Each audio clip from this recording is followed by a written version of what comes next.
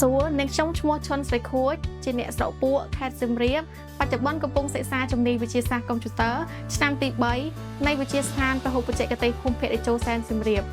នាងខ្ញុំទទួលបានឱកាសអាហារូបករណ៍តាមរយៈសមាគមសហព័ន្ធសិស្សនិស្សិតអប់រំបណ្ដុះបណ្ដាលបច្ចេកទេសនិងវិជ្ជាជីវៈក្រុម18ខ្ញុំពិតជាមានអារម្មណ៍រំភើបខ្លាំងណាស់ពេលដឹងថាខ្លួនឯងចប់អាហារូបករណ៍អាចរៀនបន្តតាមក្តីស្រមៃរបស់រូបនាងខ្ញុំដែលកាលពីដំបូងឡើយនាងខ្ញុំពិតជាមានអារម្មណ៍ភ័យព្រួយចំពោះការសិក្សា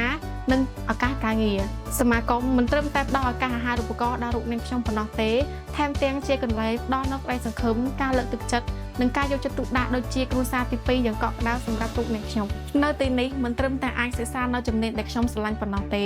ប៉ុន្តែថែមទាំងផ្ដល់នូវឱកាសចូលរួមសកម្មភាពស្ម័គ្រចិត្តនិងការងារសង្គមជាមួយសមាគមក18លើសកម្មភាពចុះផ្សព្វផ្សាយវាអាហារូបករណ៍របស់វិទ្យាស្ថានភូមិបច្ចេកទេសភូមិភាគតេជោសែនសៀមរាបសម្រាប់សម្រួលចុះឈ្មោះស្វែងរកការងារជូនបងប្អូនពលករចំណាក់ស្រុកចុះចែកស្បៀងជូនបងប្អូនជនភេសជ្ជនិងសកម្មភាពសង្គមផ្សេងៗទៀតដែលបានបង្រៀនឲ្យនាងខ្ញុំស្គាល់ពីតម្លៃនៃការងារក្រុមការទទួលខុសត្រូវការចែករំលែកនិងការលះបង់តាមរយៈសកម្មភាពទាំងនេះយើងបានទទួលនូវបទពិសោធន៍ល្អៗការទំនាក់ទំនងនិងការរស់នៅរួមគ្នា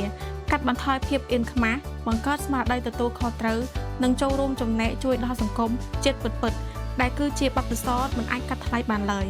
ជាងនេះទៅទៀតសមាគមបានផ្ដល់នូវស្ពានចម្លងដល់រឹងមាំមួយមិនត្រឹមតែជំនាញផ្នែកបច្ចេកទេសនិងវិជ្ជាជីវៈប៉ុណ្ណោះទេថែមទាំងបានពង្រឹងផ្នែកជំនាញទន់ដូចជាការទំនាក់ទំនងការដោះស្រាយបញ្ហានិងការធ្វើការងារជាក្រុមដោយសារតែមានការតម្រង់ទិសនិងការសម្របសម្រួលពីសមាគមក18និងវិទ្យាស្ថានពហុបច្ចេកទេសភូមិភាគតេជោសែនសៀមរាបបានផ្ដល់ឱកាសការងារស្ម័គ្រចិត្តមួយដល់រូបនាងខ្ញុំផ្នែកផ្ដល់ព័ត៌មានសិក្សាដល់សិស្សនិស្សិតដើម្បីពង្រឹងសមត្ថភាពកសាងអនាគតខ្លួនឯងនិងព្រមទាំងបានចូលរួមទ្រទ្រង់គ្រួសារបានយ៉ាងពេញលេញក្នុងឱកាសគម្រប់ខួប11ឆ្នាំនៃការបង្កើតសមាគមសហព័ន្ធសិស្សនិស្សិតអប់រំបណ្ដុះបណ្ដាលបច្ចេកទេសនិងវិជ្ជាជីវៈក្រុម18និងខ្ញុំជាសមាជិកមួយរូបសូមថ្លែងអំណរអគុណយ៉ាងជ្រាលជ្រៅចំពោះសមាគមដែលតែងតែនៅក្បែរនិងគ្រប់គ្រងរូបខ្ញុំរហូតមកនិងខ្ញុំសូមជូនពរឲ្យសមាគមកាន់តែមានការរីកចម្រើននិងបន្តបេសកកម្មដ៏ថ្លៃថ្លានេះដើម្បីជួយដល់បងប្អូនសិស្សនិស្សិតជំនាន់ក្រោយៗទៀតជ័យយោខួប11ឆ្នាំនៃការបង្កើតសមាគមសហព័ន្ធសិស្សនិស្សិតអប់រំបណ្ដុះបណ្ដាលបច្ចេកទេសនិងវិជ្ជាជីវៈក្រុម18